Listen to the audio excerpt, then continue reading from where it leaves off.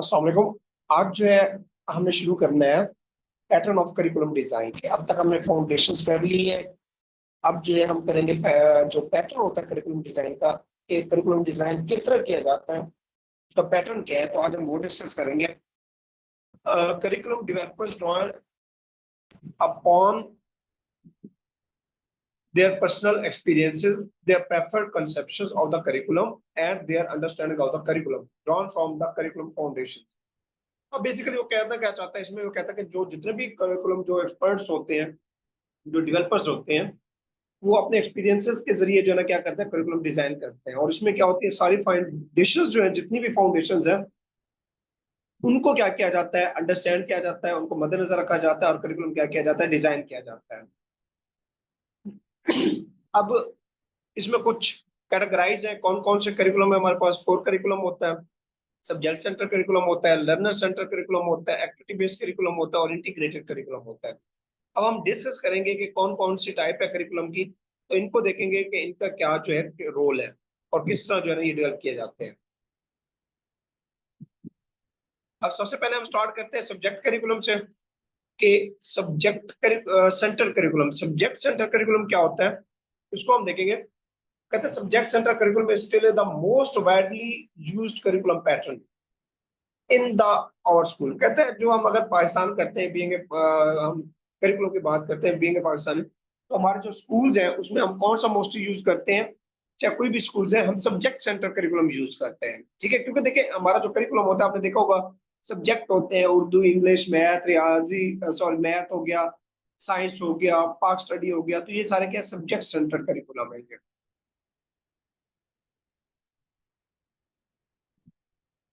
तो ये क्या है, सब्जेक्ट सेंटर्ड है। अब हम देखते हैं मजीद।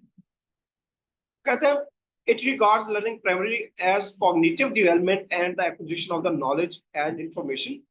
With this approach, the entire subject of the instructions are separated. Sorry.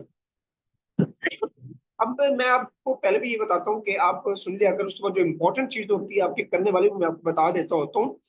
In general the content area are taught in isolation. कहता है वो जिसमें कंटेंट एरिया क्या किया जाता है, आइसोलेशन में पढ़ाया जाता है। सब्जेक्ट सेंटर करिकुलम है with no attempt at the integration. The subject curriculum places emphasis on the oral discourse and the extensive explanation. इसमें क्या है, जो मेन पॉइंट है आप वो ये है, जो हम नीचे डिस्कस करने जा रहे हैं। सबसे पहली चीज क्या है, the most old and organised form of the curriculum. ये इंपॉर्टेंट है। वो पूछता है कि सबसे ज्यादा पुरानी और organised form of the curriculum कौन सी है, सब्जेक्ट सेंटर करिकुलम है। Knowledge is presented in the form of subject. दूसरा क्या है कि वो कौन सा करिकुलम है जिसमें नॉलेज प्रेजेंटेड किया जाता है in the form of the subject, is subject curriculum. उसके बाद दूसरा पॉइंट है, it is easy to apply in large scale class. अब कोई बड़ी क्लास है, हायर क्लासेस हैं, सेकेंडरी क्लासेस होगी, हायर सेकेंडरी होगी, या फिर आपके जो है इसमें आप देख रहे सब्जेक्ट जिनके ज्यादा होते हैं, तो इसके लिए क्या है, ये इजीली अप्लाई किया जा सकता है। जिसमें स्ट्रेंथ ज्यादा होती है क्लास की, क्लास का साइज बड़ा होता है, तो उसके लिए जो है ना बहुत ज्यादा इफेक्टिव है। आप सब्जेक्ट सारों को कम्युनिटी पढ़ा सकते हैं। उसके बाद तीसरा है, it is based on the rigid and organised planning. ये रिजिड और ऑर्गेनाइज्ड प्लानिंग ये किसमें होती है, सब्जेक्ट सेंटर करिकुलम में होती है। कहते हैं it does not care the interest and capabilities of the children. इसमें क्या चीज जो है केयर नहीं की जाती, कि जो बच्चे होते हैं, स्टूडेंट इंटरेस्ट होता है, उसको जो है क्या है, उसकी केयर नहीं की जाती। और इसके अलावा it is teacher centre design. ये क्या टीचर सेंटर्ड है, स्टूडेंट सेंटर नहीं है इसमें, कि टीचर सेंटर करिकुलम है ये। Teacher expert and the scholar. इसमें टीचर जो होते हैं वो क्या होते हैं, एक्सपर्ट और स्कॉलर होते हैं, क्योंकि एक सब्जेक्ट जो होता है उसको पढ़ाने के लिए एक्सपर्ट की जरूरत होती है, उस सब्जेक्ट से रिलेटेड बंदे की जरूरत होती है। अगर आपने इंग्लिश का सब्जेक्ट पढ़ाना है तो आपको इंग्लिश के टीचर की जरूरत होगी, एक्सपर्ट की। इट हैज नॉट एसोसिएशन और link integration between the subject. उसके अलावा वो कौन सा करिकुलम है जो सब्जेक्ट के दरमियान इंटीग्रेशन या रिलेशन को जो है ना वो एसोसिएट नहीं करता, वो कौन सा आपका सब्जेक्टिव करिकुलम है। It focuses on curriculum development not on the human.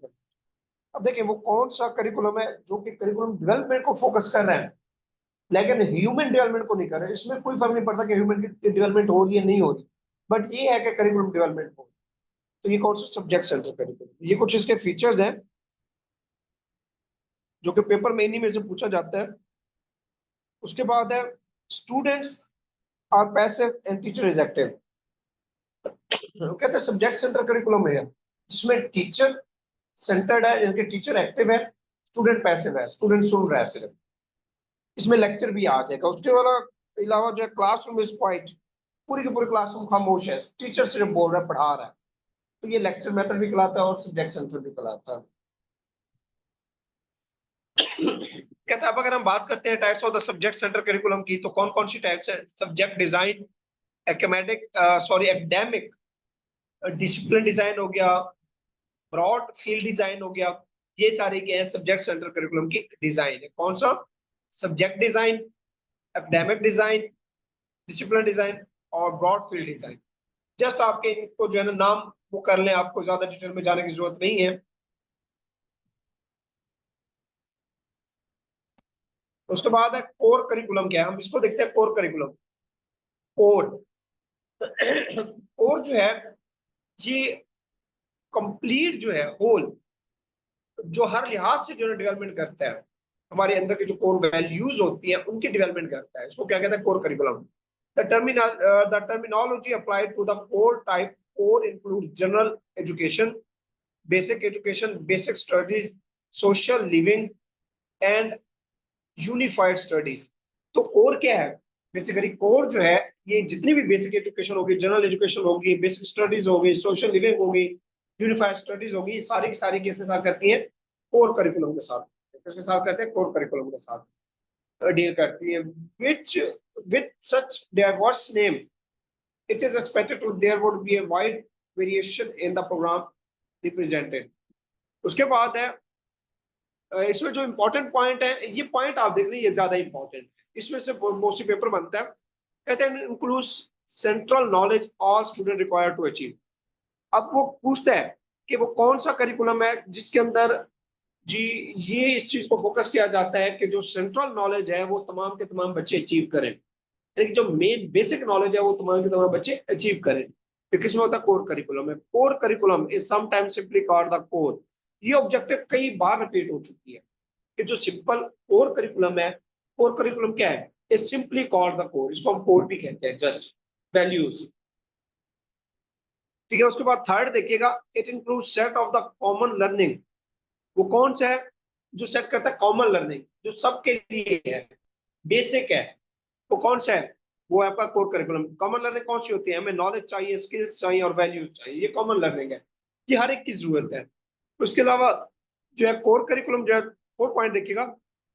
Core learning is essential for learners to function effectively in the society. अब जो कोर लर्निंग है वो सोसाइटी में जितने भी लोग रह रहे हैं उन सब के लिए बहुत ज्यादा जरूरी। ठीक है कि वो उसमें क्या करेंगे, उसमें उनकी कंप्लीट लर्निंग हो सके, बेसिक लर्निंग हो सके। ये हर सोसाइटी के हर शख्स के लिए जरूरी है। इसके अलावा it emphasises on the total student development, cognitive, social, physical. हम इसको क्या कह सकते हैं? होलिस्टिक डेवलपमेंट में। मैंने शुरू में कहा था कंप्लीट डेवलपमेंट जिसमें चाहिए होते होगा तो कोर करिकुलम उसके लिए रिक्वायर्ड होता है, जिसको होलिस्टिक डेवलपमेंट कहा जाता है, जिसमें physical, social, emotional, cognitive development आ जाती है। तो ये क्या है? कोर करिकुलम होगा। It pattern is flexible. Core curriculum का जो पैटर्न है वो फ्लेक्सिबल है, ये चेंज होता रहता है। एनवायरनमेंट में जाएंगे, आप लोगों से सीखेंगे, अपनी वैल्यूज को डेवलप करेंगे। ये क्या फ्लेक्सिबल है ये।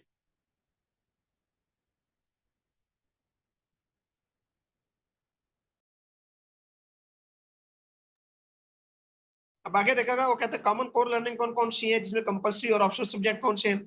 जी कंपलसरी में सब्जेक्ट्स आ जाते हैं इसमें English, mathematics, science, social study, history, geography. अगर आपने ऑप्शनल करने हैं, फाइन आर्ट्स कर ले, होम इकोनॉमिक्स कर ले, लैंग्वेज कर ले, कोई भी, तो ये इसके थोड़े से कॉमन कोर लर्निंग्स हैं। ये इतना इंपॉर्टेंट नहीं है, आप आगे देखिएगा। उसके बाद है चाइल्ड सेंटर। अब देखिए चाइल्ड सेंटर की बात हो रही है, उसके नाम से बात है, वो जो स्टूडेंट सेंटर या चाइल्ड सेंटर हो जो बच्चों से रिलेटेड हो। इसमें स्टूडेंट क्या होते हैं? एक्टिव होते हैं, और टीचर क्या होता है? पैसिव होता है। अब इसके अंदर हम पॉइंट देख लेते हैं main. It is also called project experience या लर्नर सेंटर करिकुलम भी कहा जाता है। चाइल्ड सेंटर को क्या कहा जाता है? लर्नर सेंटर करिकुलम भी कहा जाता है, प्रोजेक्ट करिकुलम भी कहा जाता है, एक्सपीरियंस करिकुलम भी कहा जाता है। ठीक है, ये क्या है? सारे के सारे चाइल्ड सेंटर करिकुलम के ये नाम है। उसके बाद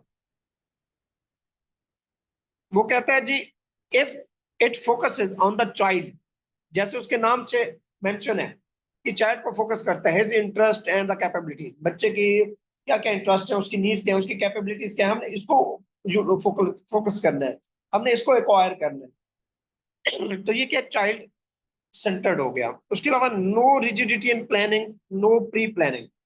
वो कौन सा करिकुलम है जिसमें कोई प्लानिंग नहीं होती, रिजिडिटी नहीं, आप जब चाहे प्लानिंग करें और इससे पहले किसी प्लानिंग की जरूरत नहीं होती? ये कौन सा है? आपका चाइल्ड सेंटर करिकुलम है। टीचर नीड्स ट्रेनिंग, इसमें टीचरों को है जो ना वो ट्रेनिंग की जरूरत होती है ज्यादा से ज्यादा, ताकि वो बच्चों को पढ़ा सके। Student is active and teacher is passive, मैंने पहले पहले बताया ये। उसके अलावा students are taught according to their mental level and the pace. ये देखिए, ये पॉइंट जितने भी है मैं आपको बता दूं, ये सारे के सारे पॉइंट आपके ये ऑब्जेक्टिव के लिहाज से बहुत इंपॉर्टेंट है और ये पेपर में पूछे जाते हैं। इसी तरह पॉइंट पूछते हैं, आपने उसका करिकुलम बताना होता है कि कौन सा करिकुलम है। तो ये क्या है, इसमें क्या होता है, स्टूडेंट को पढ़ाया जाता है मेंटल, उनकी मेंटल अप्रोच के तहत पढ़ाया जाता है, उनकी पेस के मुताबिक कि उनकी पेस क्या है, स्लो है फास्ट है, यानी कि स्लो लर्नर है या फास्ट लर्नर है, तो उस लिहाज से उनको पढ़ाया जाता है। उसके बाद है, देखिएगा 7, teachers and students work cooperatively. इनमें टीचर और स्टूडेंट कोऑपरेटिवली वर्क करते हैं, मिलजुल के काम करते हैं। 8वां है, problem solving method is mostly use. इसमें ज्यादातर कौन सा होता है? प्रॉब्लम सॉल्विंग मेथड यूज होता है। उसके बाद 9 देखिएगा, provide effective learning. Effective learning की जरूरत होती है इसमें, ठीक है, क्योंकि ये देखिए इफेक्टिव लर्निंग प्रोवाइड करता है ये मेथड, क्योंकि बच्चों से आपने क्या करना है, रिजल्ट्स लेने हैं। तो चाइल्ड सेंटर है तो ये क्या होगा, इफेक्टिव होता है। Classroom is noisy and busy and activity based assignment, क्योंकि ये चाइल्ड सेंटर है तो आप बच्चों को जब असाइनमेंट देंगे क्या होगी, एनवायरमेंट नॉइजी होगी क्लासरूम की, ठीक है, और बिजी भी रहेगी। उसके अलावा इट इज एक्सपेंसिव मेथड, ये एक्सपेंसिव है। जब आप बच्चों को फोकस करेंगे तो उनकी रिक्वायरमेंट के मुताबिक आपको रिसोर्सेज भी चाहिए, तो ये कॉस्टली है। Classroom is noisy and busy in active based assignment, ये हम कर चुके हैं।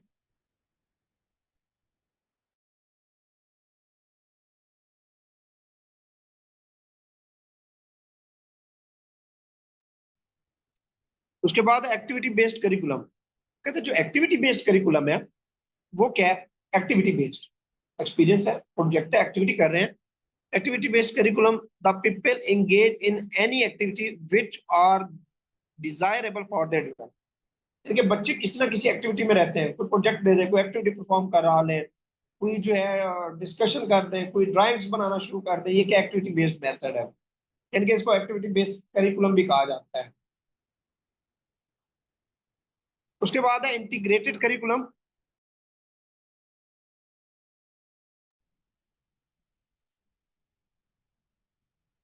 अब इंटीग्रेटेड करिकुलम की हम बात करें तो इंटीग्रेटेड करिकुलम क्या होगा? इंटीग्रेटेड करिकुलम के मैं आपको कॉमन से वर्ड में डेफिनेशन बता दूं कि ज्यादा से ज्यादा कोर्स करो, आप श्रिंक करके, कम करके उसको क्या कर देते हैं, कंसाइज करके थोड़ा सा कर देते हैं।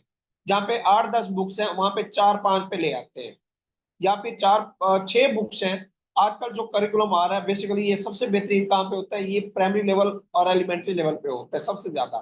3 बुक्स है उसको 1 बुक कर दिया जाए, ठीक है, तो ये क्या इंटीग्रेटेड करिकुलम है और इसको टीचर ज्यादा पसंद करते हैं। अब इसके पॉइंट देखिएगा, also called interdisciplinary, thematic and synergistic curriculum भी कहा जाता है। ये भी इसके नाम है इंटीग्रेटेड करिकुलम के। इंटरडिसिप्लिनरी करिकुलम कहा जाता है, थीमेटिक करिकुलम कहा जाता है, सिनर्जिस्टिक करिकुलम भी इसको कहा जाता है। ठीक है, उसके बाद it includes the combination of different subjects in the short और फास्ट प्रेस्ड फॉर्म। अब डिफरेंट सब्जेक्ट्स हैं, हमने क्या किया, उनको कम करके, शॉर्ट करके, प्रेस करके लिमिटेड कर दिया, थोड़ी सी उसमें साइज में लिए हैं।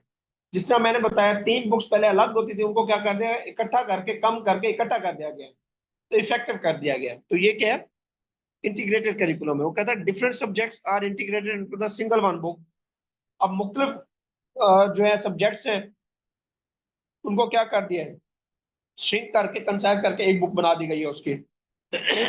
ये इंटीग्रेटेड है। It is done for the primary classes to reduce the curriculum load of the student. ये इंपॉर्टेंट है, ये पूछा जाता है सर। इंटीग्रेटेड करिकुलम या इंटीग्रेशन क्यों की जाती है बेसिकली, वो इसलिए दी गई है कि कोर्स को जो स्कूल बचता है उसको कम किया जा सके, उसका जो लोड है उसको कम किया जा सके स्टूडेंट के लिए। It emphasizes in the development of the basic language skills, listening, listening, speaking, writing, reading। ये बेसिक जो हमारी लैंग्वेज स्किल्स हैं, रीडिंग, राइटिंग, लिसनिंग, स्पीकिंग, इसको जो है ना क्या करता है, ये इंप्रूव करता है इंटीग्रेशन। अब हम थोड़ी सी ऑब्जेक्टिव देख लेते हैं।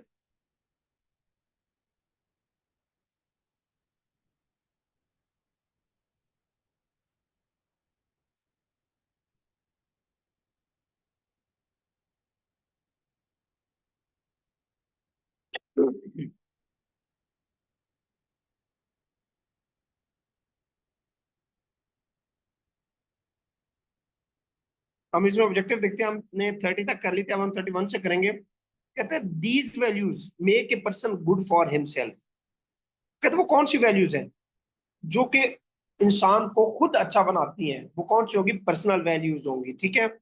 इसके अलावा the values are good for the society and form the basis of the relationship of an individual with other people in the society। ठीक है, वो कहता है वो कौन सी वैल्यूज हैं जो कि अच्छी हैं हमारी सोसाइटी के लिए, और जो हमारे बेसिक जो रिलेशनशिप्स हैं उसको डेवलप करते हैं, उनके बुनियादों को डेवलप करती हैं। किसी भी इंडिविजुअल का दूसरे के साथ जो रिलेशनशिप डेवलप करती है वो कौन सी वैल्यूज होंगी, वो सोसाइटल। क्योंकि देखिए वर्ड आपका सोसाइटी आ चुका है, तो आपने एक वर्ड को पिक करना है, उसके जरिए आपने माइंड में रखना है। तो वो कौन सी वैल्यूज होंगे जो हमारी सोसाइटी के लिए और हमारे इंडिविजुअल के लिए, इनके दरमियान रिलेशनशिप को कायम करेंगे, सोसाइटल वैल्यूज होंगी। उसके बाद 33 है, these values make a person good for himself. फिर हिमसेल्फ की बात आ गई है, पर्सनल वैल्यूज है ये। उसके बाद these values include include establish by the institution, कि वो वैल्यूज जो आपका इंस्टीट्यूशन आपके अंदर पैदा करता है, आपका डेवलप करता है। देखिए हर इंस्टीट्यूशन की अपनी जो है वो होती है, नॉर्म्स होती हैं। तो वो जो आपके अंदर डिसिप्लिन और वैल्यूज डेवलप करता है उसको क्या कहते हैं, इंस्टीट्यूशनल वैल्यूज कहते हैं उसको।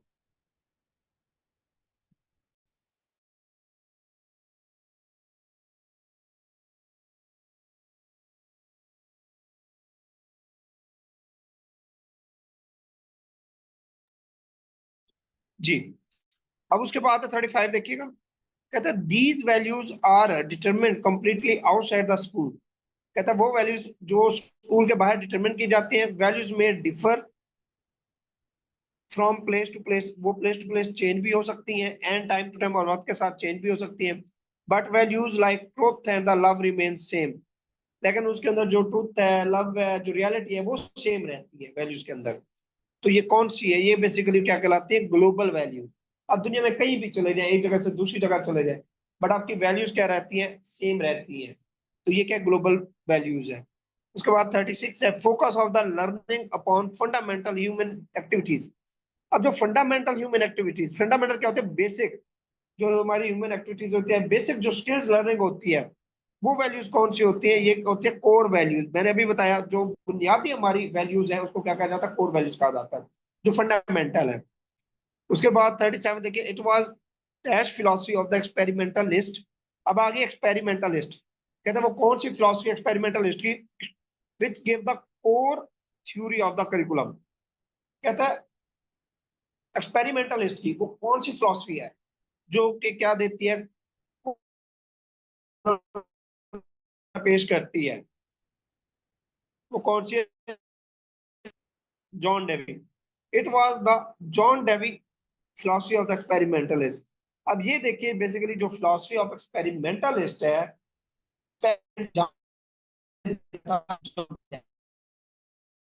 इसकी फिलोसफी किसने दी थी एक्सपेरिमेंटल की, जॉन डेवी ने दी थी। उसके बाद 38 देखिएगा, dash stated at the national level without considering any class. बगैर किसी क्लास के कंसीडर करके जो आप नेशनल लेवल पे करते हैं, आपके क्या कहलाते हैं, मैंने पहले भी बताया एम्स कहलाते हैं। आपके नेशनल लेवल के ऊपर क्या होते हैं, एम्स होते हैं।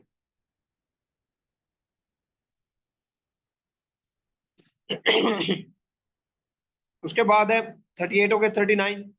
Dash are the stated for the different educational stages, यानी कि वो जो एजुकेशन स्टेजेस के ऊपर दिए जाते हैं, इंस्टीट्यूशनल बेस के ऊपर दिए जाते हैं।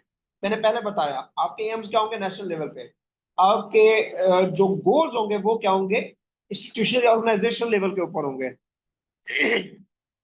या एजुकेशनल स्टेजेस या लेवल के ऊपर होंगे, वो क्या होंगे आपके गोल। उसके अलावा जो क्लासरूम लेवल पे होंगे वो क्या होंगे आपके objectives. Dash are the stated considering the class and the subject, classroom level के ऊपर सब्जेक्ट लेवल के ऊपर जो होंगे वो क्या होंगे आपके ऑब्जेक्टिव्स होंगे। उसके बाद है 41, the educational policy of a country content. अब किसी भी मुल्क की जो एजुकेशन पॉलिसी है वो क्या होगा, बेसिकली वो एजुकेशन पॉलिसी उस मुल्क के क्या शो कर रही है, उसके एम्स को कर रही है, किसको कर रही है, एम। जो एजुकेशन पॉलिसी है वो क्या एम है किसी भी कंट्री का।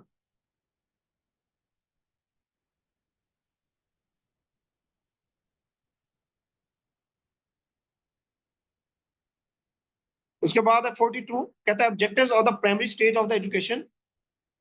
ठीक है, ऑब्जेक्टिव्स जो होते हैं primary stage of the education, secondary level of the education, higher secondary level of the education are example of, किसकी एग्जांपल है, क्योंकि देखिए स्कूल्स की बात हो रही है, primary secondary higher level organisational level के ऊपर है, तो क्या होंगे आपके गोल्स होंगे।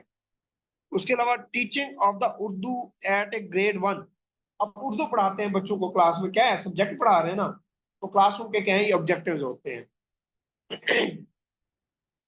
पढ़ा कहाँ पे रहे क्लासरूम में, तो क्या होंगे ऑब्जेक्टिव्स होंगे। उसके बाद 44 है after the teaching of this specific content the student will be able to, this is the best example है, यानी कि आप किसी बच्चों को स्पेसिफिक कंटेंट पढ़ा रहे हैं कि इसके पढ़ने के बाद बच्चा जो है ना उसके अंदर ये सलाहियतें पैदा हो जाएंगी, तो ये क्या है बेसिकली आपका ऑब्जेक्टिव है। क्योंकि कंटेंट क्या होता है आपका सब्जेक्ट लेवल पे होता है, और सब्जेक्ट लेवल पे क्या होते हैं आपके ऑब्जेक्टिव्स होते हैं।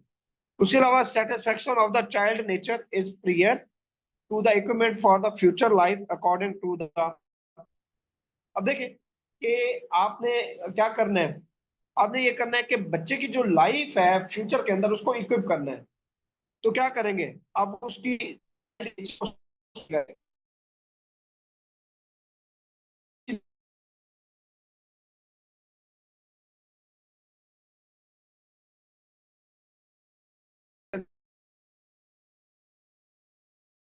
emphasis on the promotion all around growth of the child or the learner, यानी कि वो कहता है कि बच्चे के इर्द गिर्द सारी चीजें किसके इर्द गिर्द घूम रही है, चाइल्ड या लर्नर के इर्द गिर्द घूम रही है।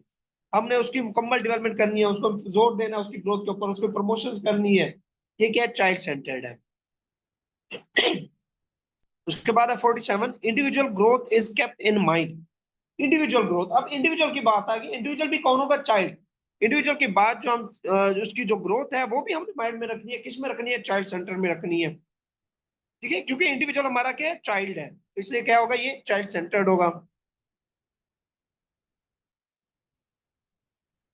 उसके बाद है students are deprived from some important skills.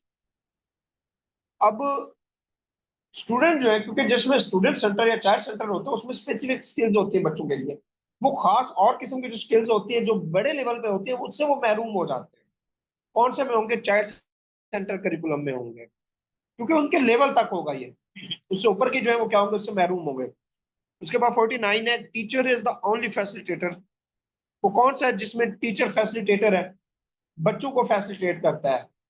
ठीक है, ओनली फैसिलिटेटर कौन है, टीचर का इंटरेक्शन है ना बच्चों के साथ चाइल्ड सेंटर में, तो चाइल्ड सेंटर के अंदर टीचर कौन सा है फैसिलिटेटर है, वो बच्चों को फैसिलिटेट कर रहा है। उसके बाद 50 देखिएगा, most widely used curriculum pattern in the secondary school. ज्यादातर हम सेकेंडरी स्कूल के अंदर कौन सा पैटर्न यूज करते हैं, हम सब्जेक्ट सेंटर करते हैं। जब हम सेकेंडरी स्कूल की बात करें तो वहां पर हम क्या करते हैं सब्जेक्ट सेंटर करिकुलम को फोकस करते हैं, ये पूछा जाता है, ये इंपॉर्टेंट क्वेश्चन है। जी आज हम यहाँ तक करेंगे, बाकी इंशाल्लाह नेक्स्ट लेक्चर में कोई भी क्वेश्चन हो तो आप जो है ना डिस्कस कर सकते हैं।